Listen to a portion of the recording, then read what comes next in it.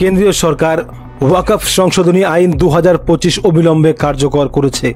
Budget অধিবেশনের একেবারে শেষ পর্বে সংসদের উভয় কক্ষে দীর্ঘ আলোচনার পর পাশ হয় বিতর্কিত ওয়াকফ বিলটি। এবার এই ওয়াকফ বিল নিয়ে উত্তাল হয়ে গেল পশ্চিমবঙ্গ। পশ্চিমবাংলার মুর্শিদাবাদের জঙ্গিপুর বিভৎস ঘটনা।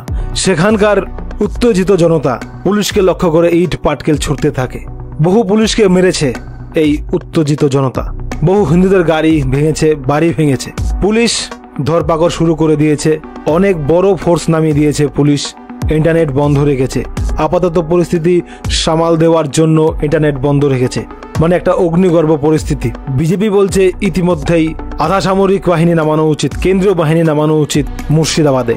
তো এই সমস্তর মধ্যেই মমতা বন্দ্যোপাধ্যায়ের উক্তি বক্তব্য সামনে আসলো। মমতা বন্দ্যোপাধ্যায় বলছে কেন্দ্র সরকার যে ওয়াকফ সংশোধনী আইন পাশ করেছে তা বাংলায় চলতে দেব না।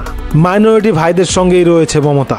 জঙ্গিপুরে, মুর্শিদাবাদে এবং বিভিন্ন জায়গায় যে তাণ্ডব চালাচ্ছে মাইনরিটিরা, এবার তার পক্ষেই কথা বললেন মমতা বন্দ্যোপাধ্যায়। বলছেন বাংলায় এসব হচ্ছে না, হবে না, বাংলায় এসব কোনো কিছু কার্যকর হবে না, ওয়াকফ আইন বাংলায় কার্যকর হবে না।